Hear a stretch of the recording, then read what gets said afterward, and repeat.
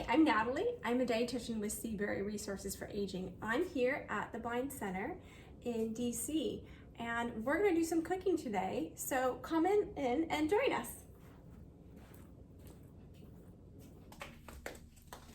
We're cooking with quinoa today because not only is it nutritious, it's fast, it's versatile, and it makes it easier to put together a delicious and nutritious meal.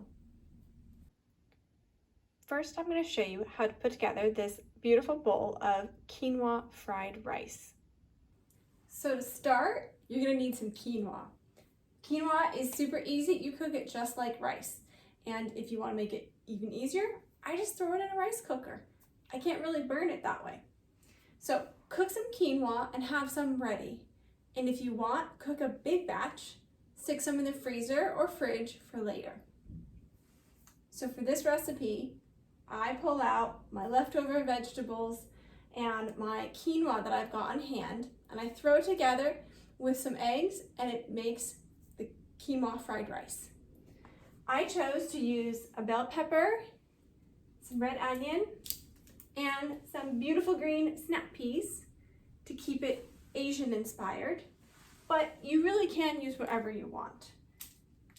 So it's a great way to use up leftovers. So I diced these pretty small. I like the texture of it when they're diced smaller, but if you're in a hurry, dice it however you want. You can maybe just slice it into strips. Saves you time that way. Once you sauteed your diced vegetables in some olive oil, then you pull out that cooked quinoa and you scoop some into the pan. And the nice thing is there's no secret amount that you have to follow. If you like more grain, then use more quinoa. If you like having more vegetables as part of your meal, use more vegetables. I would definitely encourage you to eat as many vegetables as you can enjoy. If you want a basic guideline, I'd say for every cup of cooked quinoa, have about a cup of diced vegetables, whichever one you choose. Maybe at least a half a cup. Once you've put those in a pan all together, your vegetables and your quinoa, and it's heated, then it's ready for the egg. The egg is what brings it together, and it gives it that nice fried rice texture. And it adds some protein too, which is nice. And that in and of itself is a good meal. You've got your grain, your vegetable, and your protein sources, so that's a great winning recipe. But if you want, you can still add more. There's edamame is a great option. Edamame is soybean, and they're also really mild flavored, easy to enjoy, and it'll make this meal that much more satisfying and filling. It'll last you a long while. It'll give you energy throughout the day. So this is a way to make it, a more filling meal. And then I'm not normally a big tofu person, but this is one of the few recipes where I really do enjoy little bits of tofu diced small and mixed in with the quinoa and vegetables. And you don't have to do edamame or tofu. You can do chicken, you can do shrimp.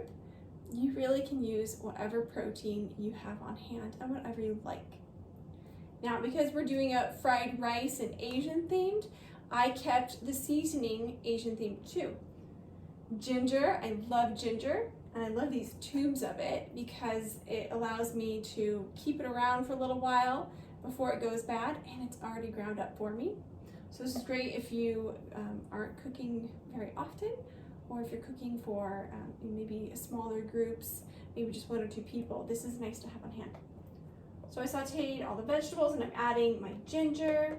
I'm adding a little bit of low sodium soy sauce, adding a little bit of garlic powder, and then just to add a little something interesting, a little bit of toasted sesame oil, and a pinch of coriander powder is what I really like.